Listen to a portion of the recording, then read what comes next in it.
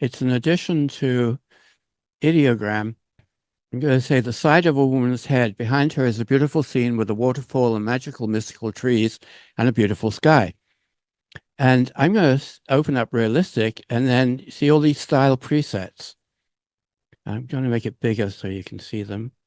You've got dramatic cinema, cartoons, halftone prints, watercolors, spotlights, all these different styles that it will apply to the image that it's creating for you. Oil painting, editorial, blueprint. So you can kind of very quickly get the exact style of image that you're going for. And I'm actually going to choose this one called double exposure. So I don't like that one. That one's a bit better. Or you can put it in the canvas and say magic fill and add things. But I'm just going to say retry. Let's say we take this one and say retry.